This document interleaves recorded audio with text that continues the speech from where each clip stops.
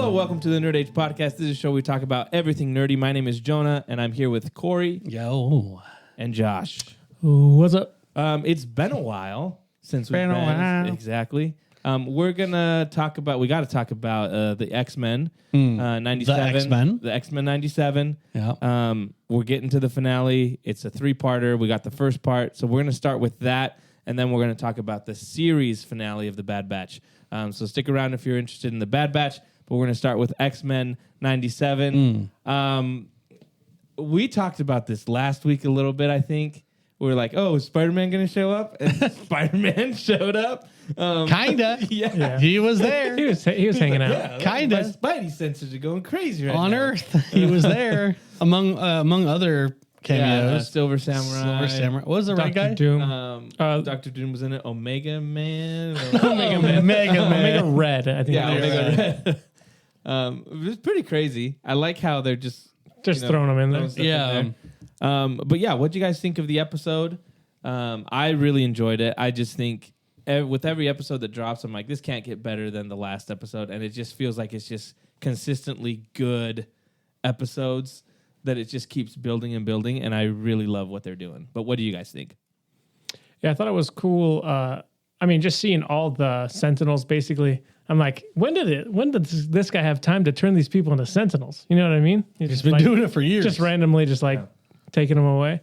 But it was crazy. It was almost like, kind of like a zombie horde essentially. Mm-hmm. But I thought it was cool getting the two different, almost like the two different fights going on at the same time with the Summers.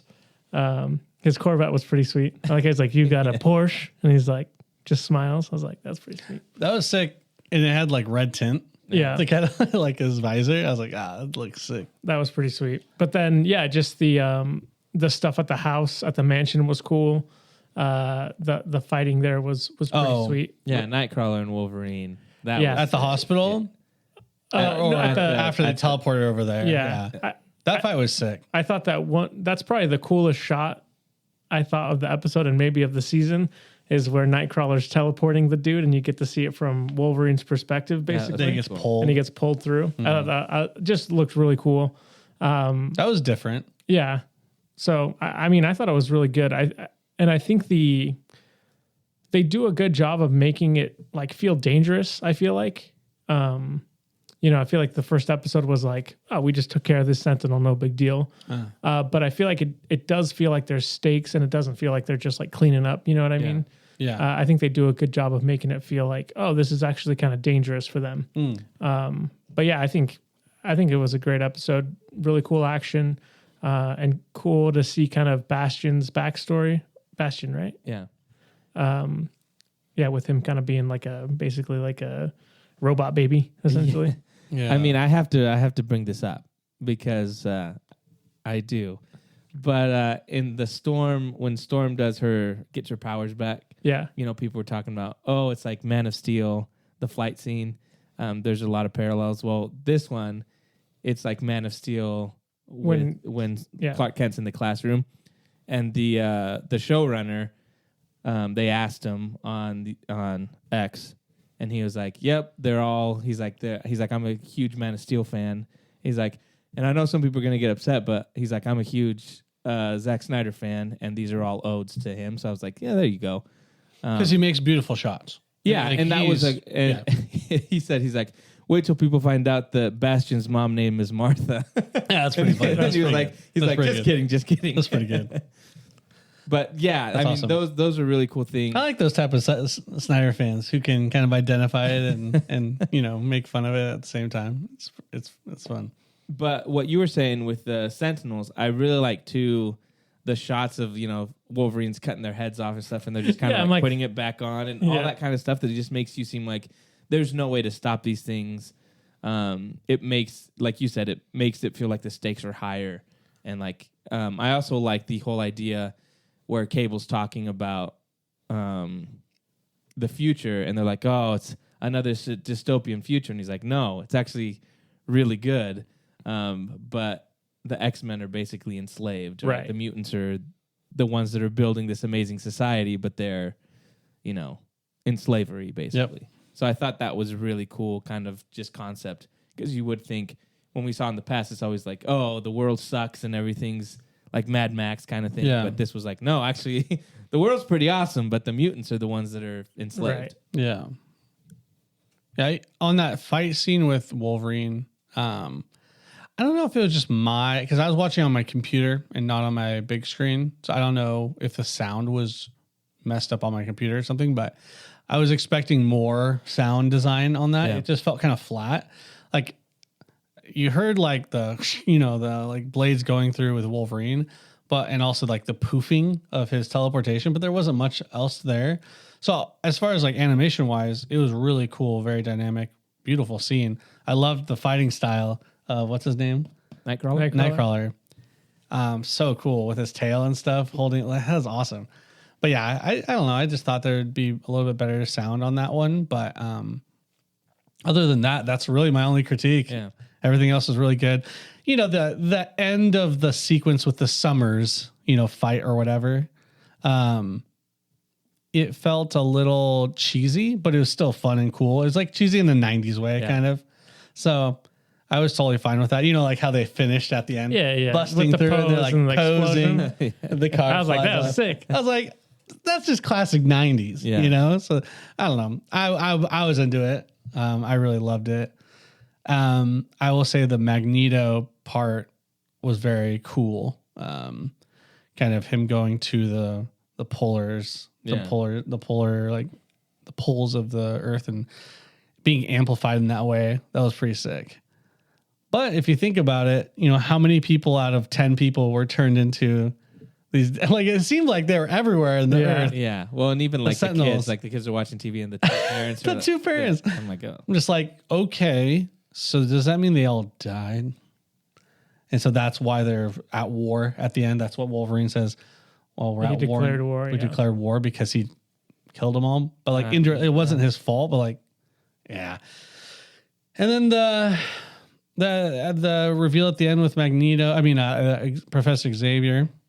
We all saw it. We all knew that was happening. Yeah.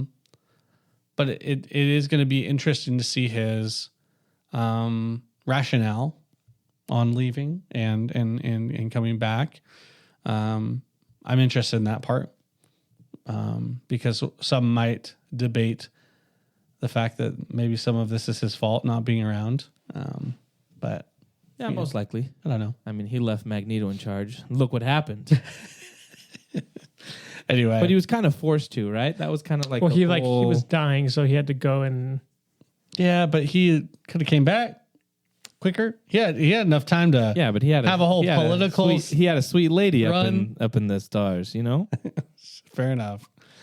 Hey man, the Summers had a kid and was immediately taken from them. Okay, that's true. They got accelerated. Oh, now he's an adult, older than them, and they're still having these family moments. That's pretty funny. But no, the episodes with X-Men 97, it's not for me like that they're getting better every time. It's just they're always bangers. Like they're always over 8s for me. Like they're all over 8s cleared. I think the one with Gambit, sacrificing himself. That's my favorite. That's like a 9.3 or something crazy high because the emotion was there. The action was there. The action was that whole battle scene was so good.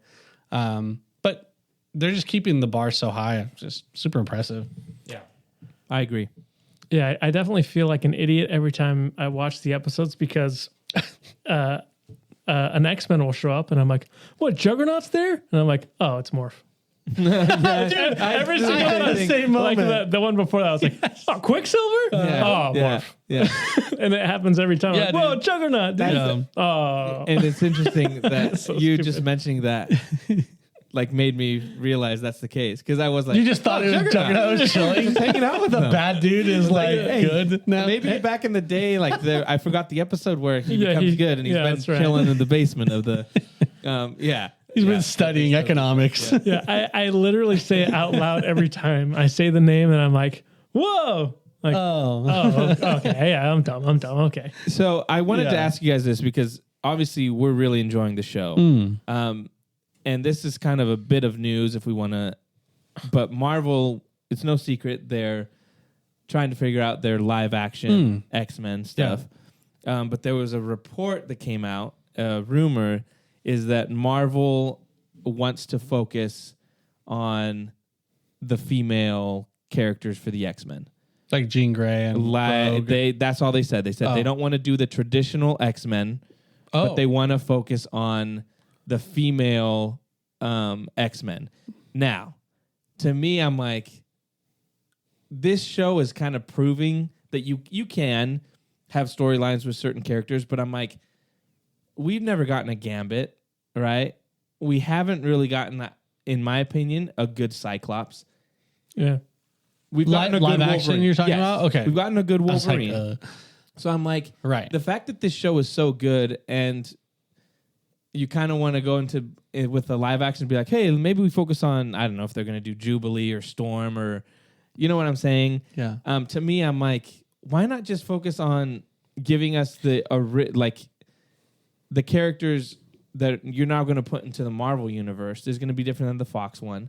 So I don't know. Hearing that, does that concern you guys at all with the way Marvel has their past track record and now seeing that they kind of seem to be wanting to do the same thing they've been doing instead of, I mean, this show is kind of a blueprint of how you make a good X-Men show. Yeah. And so does that make you guys concerned how the live action is going to go compared to what the cartoon is? I think the cartoon that we're watching right now emphasizes like the team dynamics, yes. Right? They're all created like from their inception, they're created to coexist with each other. There's a reason why Cyclops is more interesting with Jean Grey around and Wolverine and that like Trinity, right?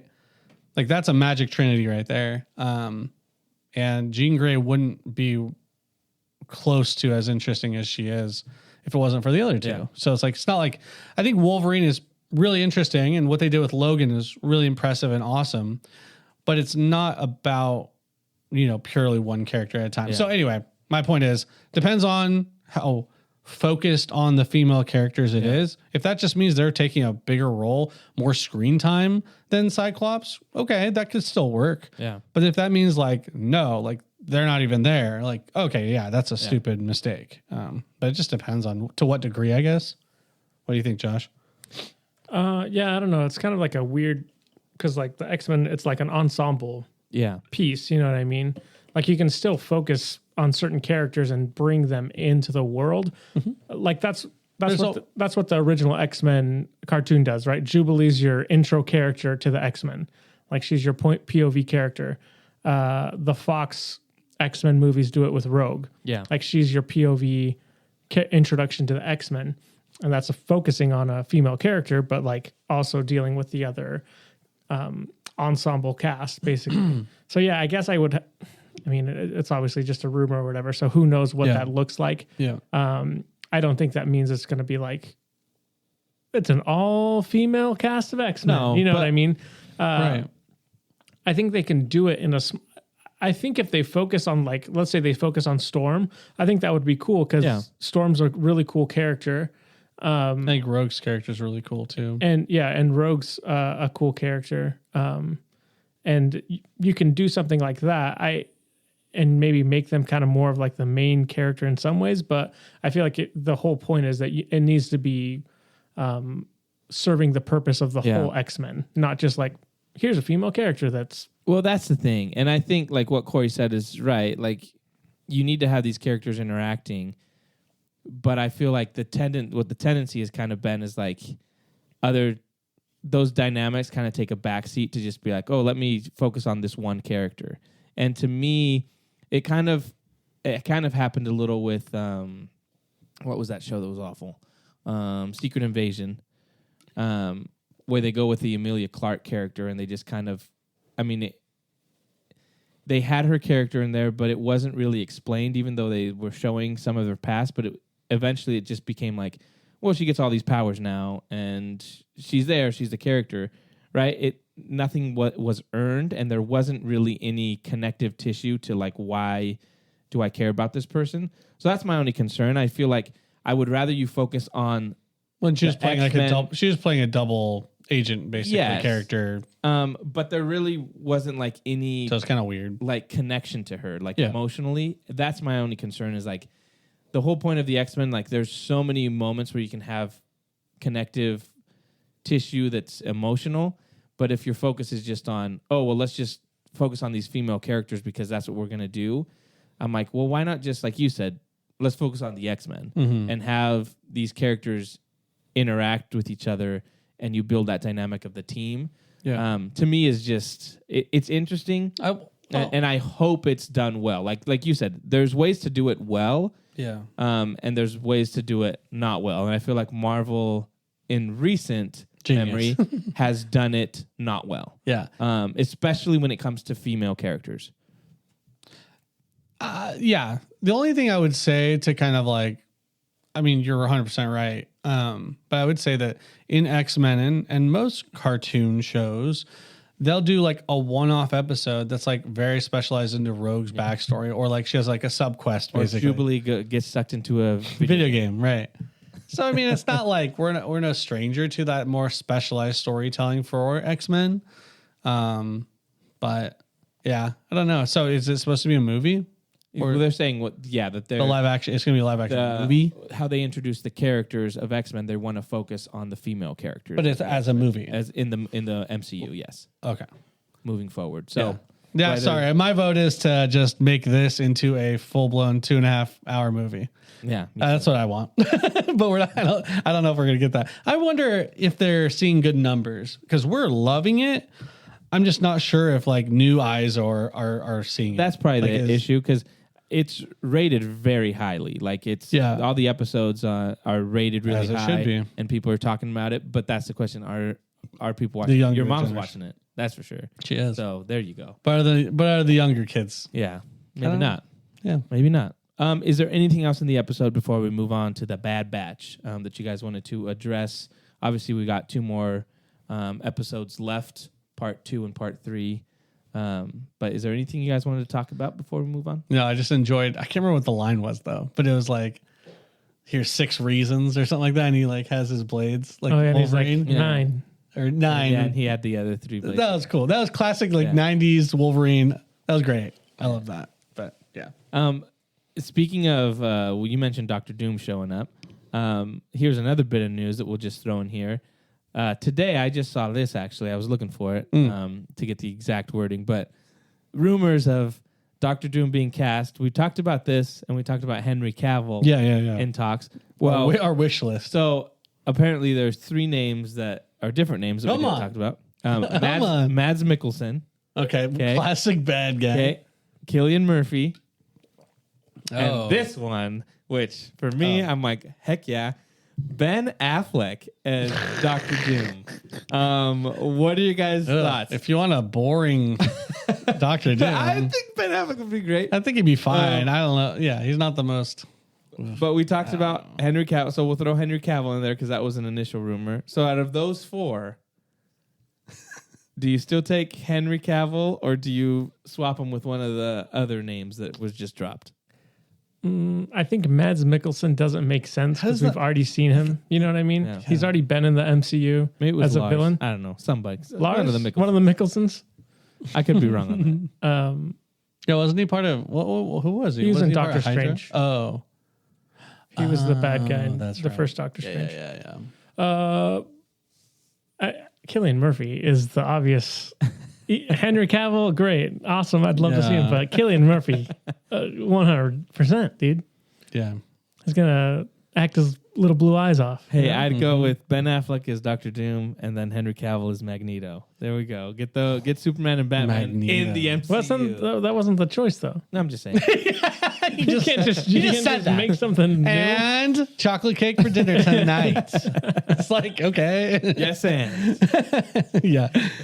Yeah, that sounds great. I'm down. Yeah, well, except for the I don't know, dude. You're Ben Affleck is dude. No way. I don't think that's his character. So. I don't think you do. I don't think so. He's an actor. I guess I'd have to read up more on Dr. Doom. Yeah, because I don't really know his character very well. But all right, Cillian would kill it. Cillian would kill. Yeah, with a K. So that's going to do it for our X-Men 97 talk. So good. Let us know what you think. If you're watching it, if you're not watching it, why aren't you watching it?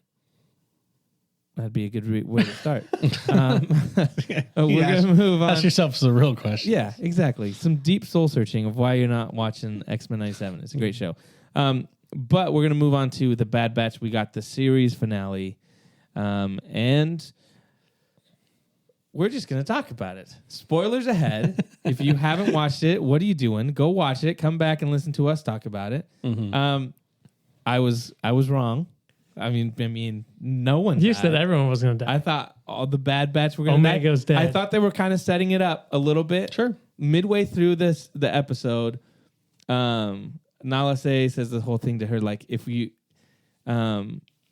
Hemlock is alive or his research, my research is here, if it's not destroyed, then you're never going to be safe. So I thought at that moment, I was like, okay, they're going to do something where she's going to destroy everything. Yeah. But then that never happened. What do you guys think of the episode? I enjoyed it. I wasn't blown away by it.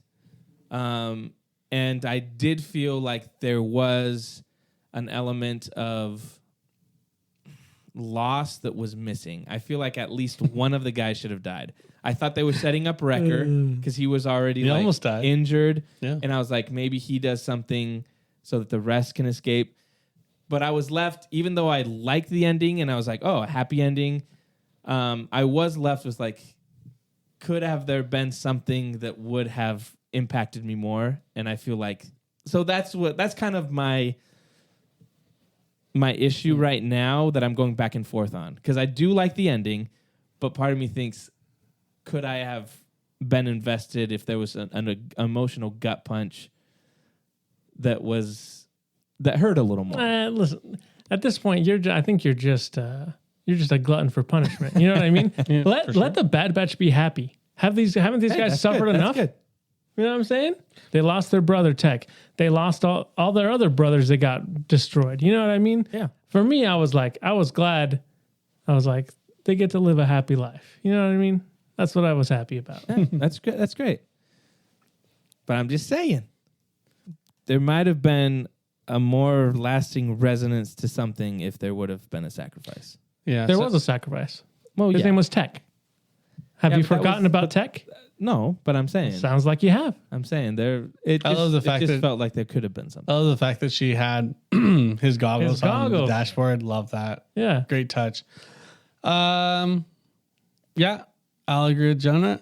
It lacked a little bit of punch, as far as like impact. Yeah. I think that the story could have been a little bit more dynamic.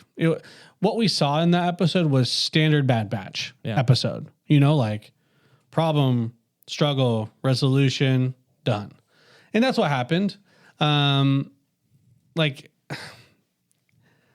I said previously when we were trying to anticipate how it was going to end, I do stand by what I said. It is a kid's show, also an adult show, but also kids watch it. So the idea of like Omega dying was like beyond what I think they would ever want to do.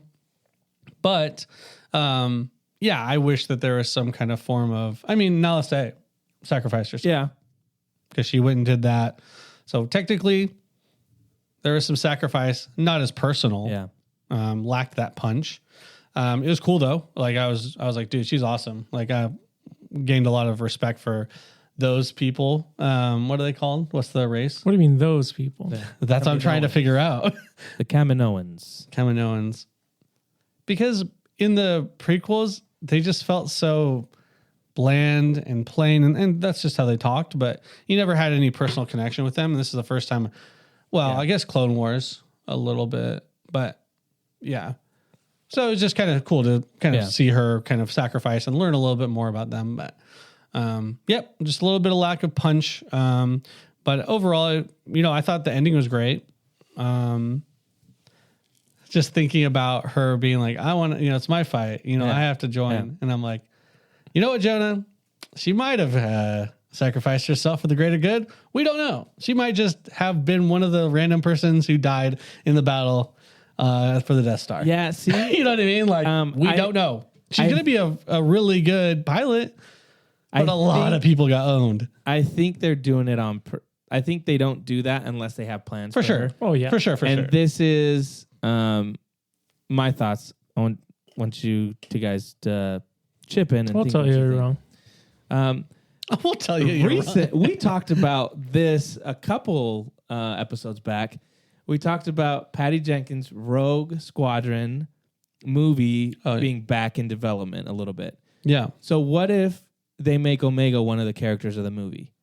Easily. So she goes and joins the rebellion, and she's put in Rogue Squadron. But wasn't Rogue Squadron like hard set? Like we knew who is in Rogue Squadron? No. Because they were basically just going to just do one team of Rogue Squadron, right? Well, the Rogue Squadron, I guess, in the extended canon are specific people, but the Patty Jenkins movie was going to be the brand new into the universe. Yeah. Oh, okay. So to me, that was like, would they put her in there? Like, obviously for fans of Bad Batch, it would be a plus, but for other people that don't know, it's just kind of like, well, there's a character named Omega, and you find out that there's ways to do that. It's either that, or Dave Filoni has plans to use her because I feel like that specifically is a setup for either another animated show that they've been working on, and they're like, hey, Omega's Adventures or whatever the heck it is. I just feel like it was too specific. That line specifically to be like, the rebellion needs fighters, to me was like, that's a setup for something. Well, yeah, I mean, but it was just vague enough to be anything. Right. On the good side of the war. Right. That's basically all she's at. And also the fact that it can be like, they don't mention how much time has passed. Right. So you don't really know at what point of the rebellion is this. Yeah. We just know. That's where how it's generic enough to be like, oh, okay, we get it. But to me, it's kind of specific enough to be like, they're teasing something. I wasn't a huge fan of them talking about like, oh, this is the sit rep of what happened. Everything's destroyed. We lost everything. He's like, all right, divert all funds to Project Stardust. And it's like, I don't know. That felt a little, what's it called when you force kind of something? Yeah. But it felt a little forced for me. I don't know. This is kind of, I don't even know if they needed to do that. But maybe it was like they wanted to have a little nod to everyone. Do you remember what Project Stardust was? There you go. Kind of a thing. I don't know. And I will say, not a huge deal. When I go back to the emotional aspect of things, the part that hit the most emotionally was that end scene where she says, she's grown up, and she's saying goodbye to Hunter. Mm-hmm. That hit, but I kind of feel like it hit more with me. Just because, again, being a dad with 3 daughters. So why don't you ask the people who don't have daughters? No, well, this is what I'm saying. My concern is, if that wasn't there for me, I would have felt like there wasn't that much emotion in the rest of the episode. There was the moment with Crosshair and Hunter and him, like that aspect. But that's why I just feel like I was anticipating to care more, and I feel like there was more. I felt more emotional in last season 2's finale with Tech going than this one, and it just felt weird. I wanted a little more. That's kind of my thing. If I didn't have that investment in kind of the emotional aspect of like a daughter leaving her father and kind of that conversation, I don't know how much I would have really had invested. But you can't just say like that's something that resonated with you, right? Yeah, but I'm saying like it to me. He's wondering if he didn't have the connection, if it would have resonated as much, because I do feel like even though it was good, I felt like a missed opportunity too. Because she just is like, oh, say bye to Wrecker and take care of Wrecker and Crosshair. Say bye to them for me. To me, I guess I wanted a little more of. I don't know, but she had a specific moment with Crosshair earlier, though. Right? And that was good. You didn't think that was good? I thought that was good. The hug, especially she hugs Crosshair first. Mm-hmm. But I do feel like it wasn't enough for me. So here's why I would say there was enough, because that's been a common theme this whole series. Yeah, is her kind of growing. She's independent, and Hunter and the other guys learning like a father does to let the child go and grow up and be independent. And so, his line at the end where he was like, I know you'll be fine. Yeah. Instead of like still being worried so much, because he's always been a worrywart for her for good reason. But seeing that evolution and that kind of maturity because of how much stuff they've been through, I thought was a really cool like moment. Yeah, and it was really good. It was like full circle. My only question is, like, for example, I would have put the Wrecker moment where he dies fighting off the MX or MC guys. 00 those or whatever, yeah. Those guys were really cool, by the way. The guy with the swords and the sound design was really cool, their look. But that's my question there is, like, if there would have been a sacrifice in that moment with Wrecker, knowing that he's already injured, if there's that moment where he does something so that Crosshair and Hunter can then save Omega in that moment, I feel like that would have kind of just set me over the top. And I don't know. Isn't that a little tropey though? That's what I was going to say. Like, it's kind of, we already did that. We've seen, how many times have we seen that happen? And I know your biggest complaint about Rogue One is that everyone dies the same. How many times have we seen someone sacrifice themselves for like, you guys need to get away, I'm going to hold them off and kill myself? You know what I mean? It happens a lot, right? Well, especially in Star Wars. But if it's done well with a character that you absolutely love, I feel like those are the moments where, I mean, the death is earned, and I feel like it transcends like that moment. Do you know what I'm saying? Even though, yes, how many medias have we had? How many movies? How many books? How many TV shows? That happens. Well, I guess what we're trying to say is that, or I'm trying to say, is that Tech did that, and he did it in a really cool way, and that was an awesome moment. Yeah, and but so I it's think like you could have matched that with Wrecker. Yeah, you could. No, I don't think so. Sorry, I think you could. I think it also takes away from Tech's sacrifice in a way. Like, but why? Because it's a different mission. It's not the same mission. No, I know what you're saying, but it's still one of those things that's like, we have a moment of sacrifice from Tech, and then it's like, well, we're also going to do another sacrifice with Wrecker. For me, it's more interesting to, I guess, subvert your expectations in that way. And for me, it's better to have the Bad Batch, who's been fighting since they were, however old or whatever, since the very beginning. All they've known is how to fight. That's all they've been doing. And to have them earn some well-earned time off. You know what I mean? That for me is I find that a more interesting story than Wrecker's going to kill himself to save Omega. I would agree with that if they gave us a moment with Wrecker after the fact. Well, maybe we haven't seen it yet. Well, yeah, but I'm saying like we're talking about the finale here. So whether we liked it or not, that's what we're talking about. So in that moment, they don't really have a moment besides them, Wrecker and Crosshair coming and sitting down next to her. And then the epilogue is just between Hunter and Omega, and she just says, take care of them, say goodbye to them for me. That to me was like, I would have rather had all three of them there and her have an embrace or a moment with them instead of, right, if you're not going to kill them or kill one of them to give a sacrifice, then give me a moment with her and them. To me, that's what it was missing. If there's not that emotional like sacrifice of, because we all knew that they were always talking about like, you do what's best for everyone else. So then the fact that it was just her and Hunter, to me, felt a little like it was missing the other guys. Especially because, yeah, she has that moment with Crosshair, but I just feel like she didn't have that. She makes a comment about like, when the kid's afraid of heights, and she's like, well, I know a guy that's afraid of heights, so he's the strongest person I know. That's kind of the closest they got to anything with Wrecker. I just felt like that was missing. Yeah, I think that's kind of your key thing is you're missing a Wrecker moment. Yeah. And you wanted that to be more And complete. you do have the little quick shot of the stuffed animal on the chair. But to me, it was like, for a series finale, they should have had the three of them in that moment. Okay. If you weren't going to give an emotional sacrifice. I don't think... That's interesting. Yeah.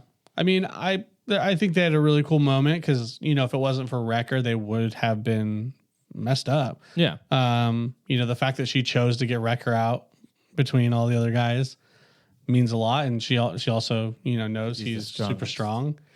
But I don't know. Yeah, I don't know. That didn't really bug me personally. I wish there's a little bit more time on the back end maybe to kind of say goodbye, but I don't know. Also at the same time, they had their little moment. Yeah.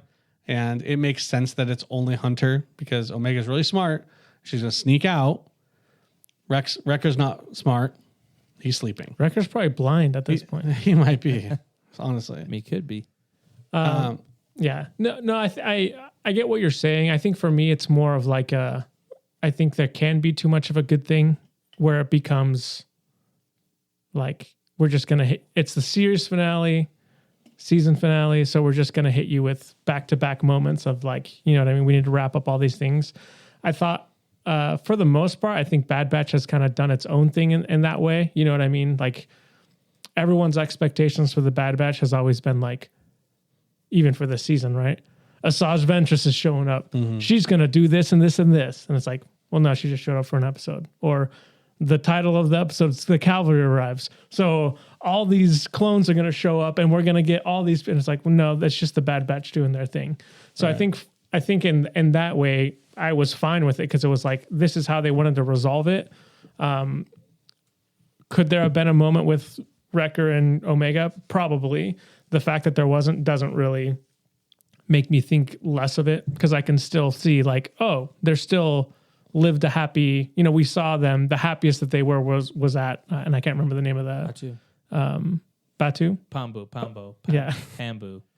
Yeah, Batu's the place in Disneyland. I can't remember. Pambu.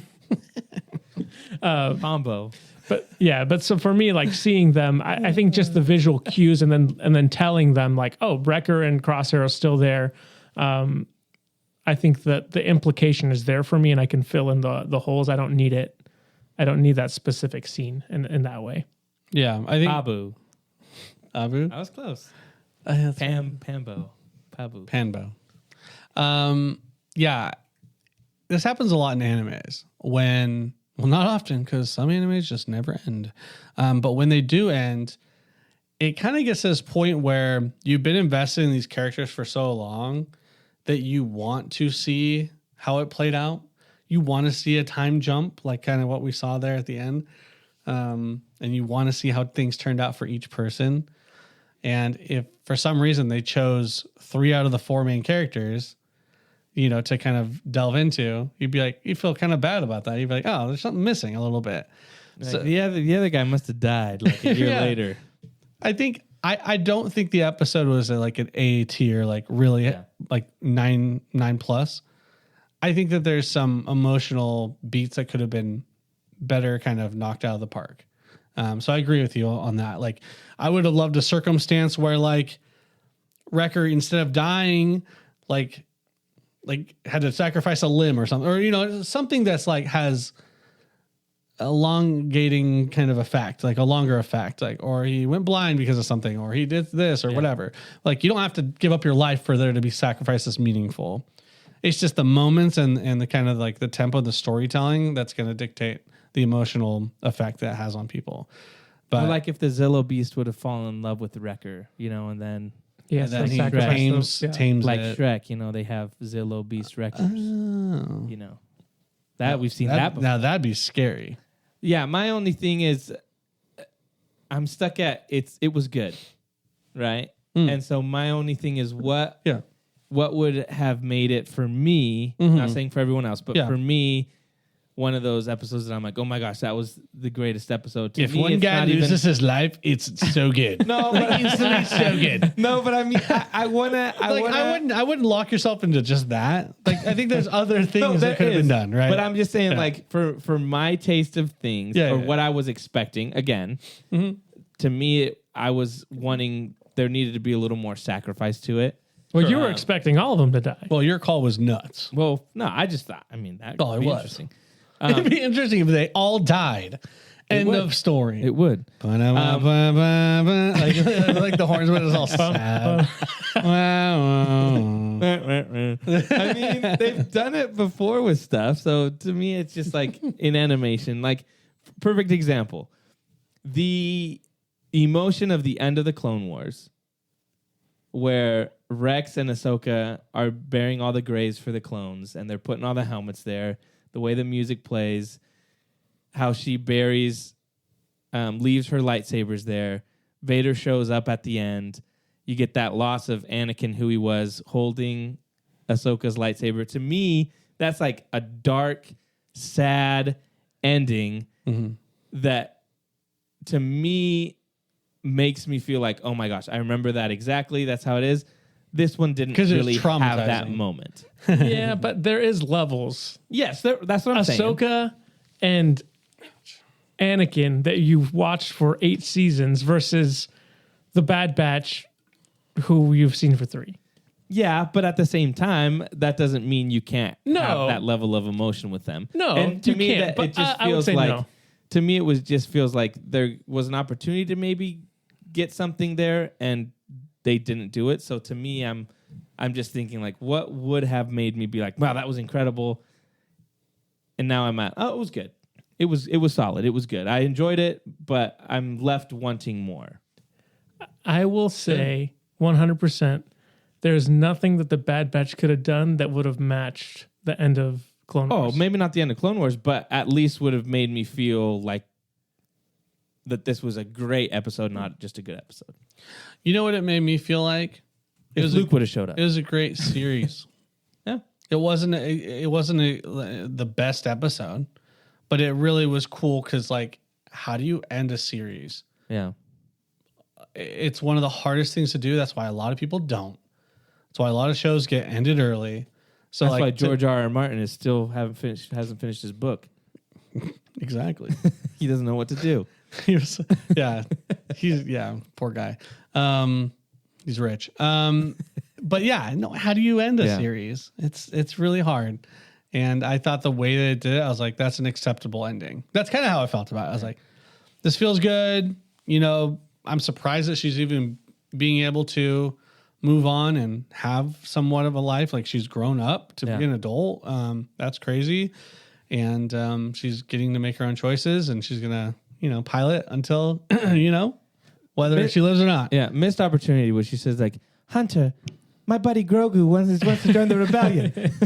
Dude, that'd be sick. He's like in the ship waiting for her or something, or he comes to pick her up in his like Mando armor. Yeah, there you go. Oh, and the dark saber. And the dark saber. See, this episode just from good to great. It scales down to its size, and it matches the end of the Clone Wars. I think. I think what my favorite thing is. I think what Dave Filoni should do is she should just retcon everything now. So I think Omega is the one that blows up the Death Star, and then moving forward, she's force sensitive. Oh, there you go. I think that's going to be because that would just piss people off. Yeah. Like it'd be like the ultimate betrayal. Yeah. Like we hate Omega. Here's another question for you guys. So the 4 kids, the Jedi kids that they saved, dead. What are the chances that they Academy? All show up in the Rey movie? What are the chances? As masters? Well, they'd be way old. Well, yeah, that's what I'm saying. Rey finds these masters. And they're now masters as well. They'd have to survive Luke's school. Yeah, survive Luke's school. Is there any chance we see them past this? Maybe one. I would give it a 30% chance one of them shows up. A little rat-looking one.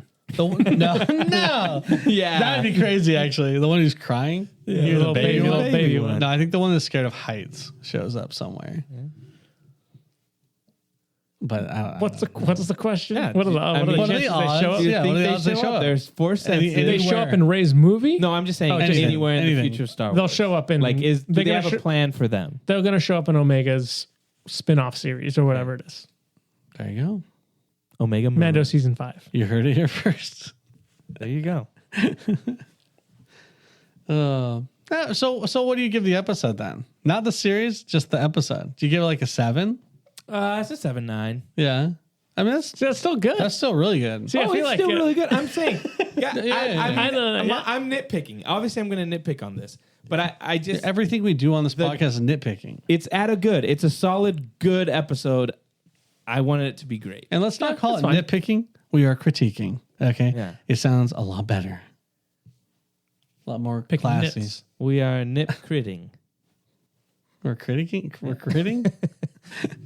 Josh, what do you give it? I'm trying to think. I mean, I think I'm in the same boat. I think it's like an 8-2, 8-3. Yeah. But I think as a whole, the series is you're saying good. I think the whole series is like great. Oh, the series is great. Yeah, this episode we would rate it way higher than you. No. You don't like the series. No, I love the series. If you've listened back to what he's saying the whole time, he hates the Bad Batch. No, I said it was good. He wanted all of them to die. That's how much he hates the Bad Batch, you know? Crazy. I wanted to cry, guys, and I got a little misty-eyed with the whole him. But that's just because you're dead. That's just because you're dead. Yeah. You're our girl. You know. We wouldn't understand. We wouldn't understand. But I love how he didn't ask our opinion on that moment at all. Yeah. Like he assumed since he's a parent. Yeah. No, his I didn't opinion say that. matters He's got more the- than that. he's got the market I cornered. didn't say that. I'm just saying, like, for me, like, Well, you don't that's think we can supposed to hit. feel? Huh? No, but I'm just saying. You don't think I can empathize? It's a little. It is a little different when you got little kids. I was like, man, what is that? What is that like? What does that feel like? I Hey, don't know.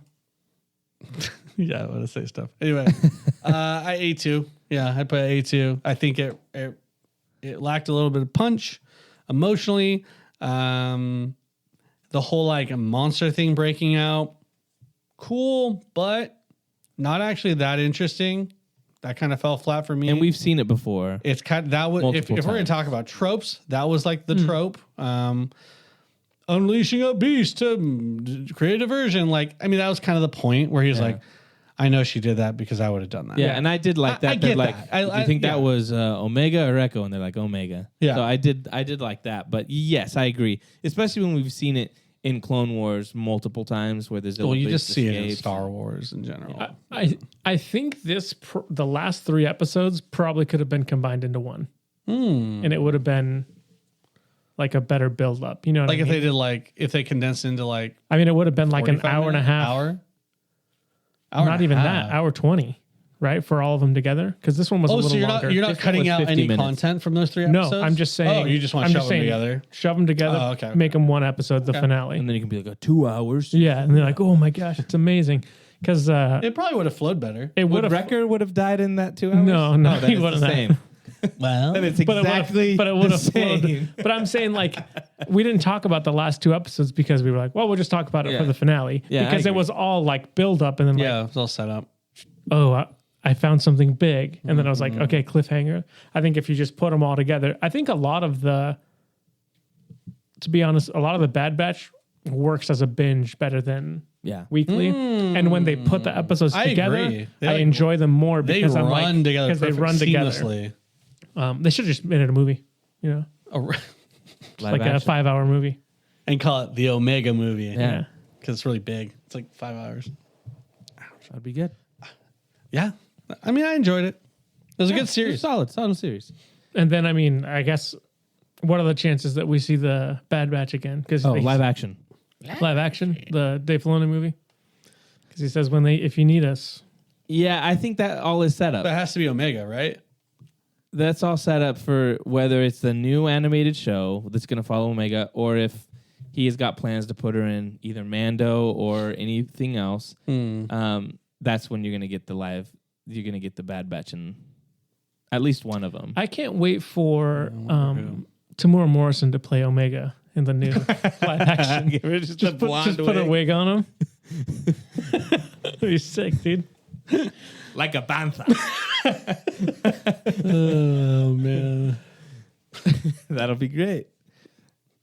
Can't wait. They're like, we have a different role for you. Well, yeah. What did you guys think of the Bad Batch? I know several people that have waited to watch it. They want to watch the whole thing. So, so like they're doing what you're saying. That might be little smart. binge. Binge it up. Before we leave, May the 4th was yesterday, and they did drop the new Acolyte trailer.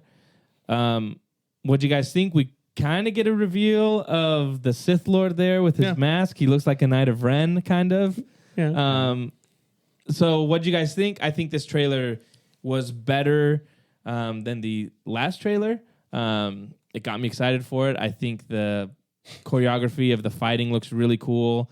They also released I guess it's a bootleg, but I don't know if you guys saw it, but at the episode 1 Phantom Menace re-release, they did like a scene for the Acolyte, and some people leaked it.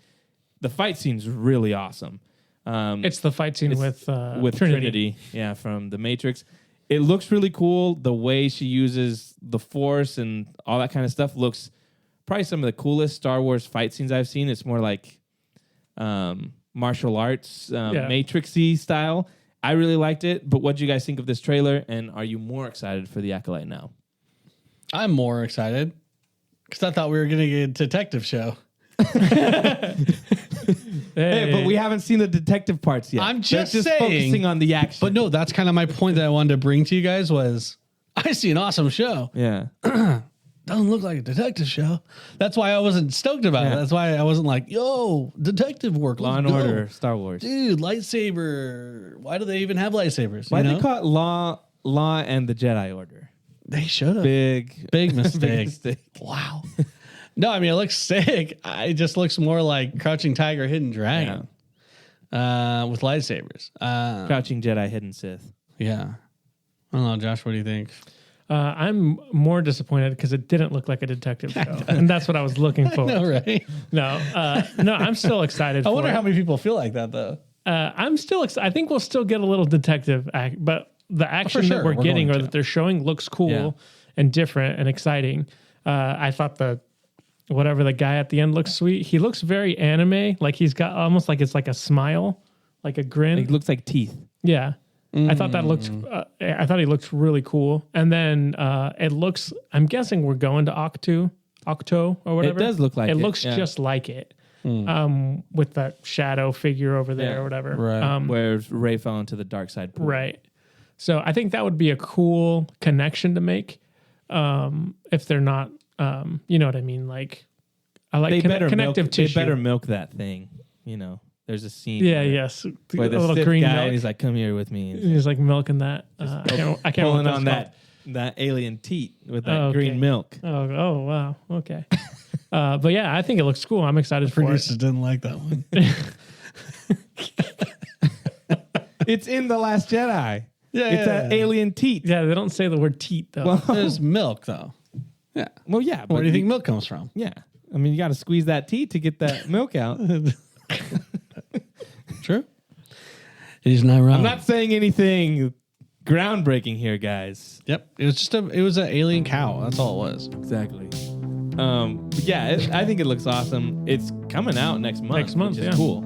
Yeah, that's awesome. And so the more Star Wars we get, the better for me.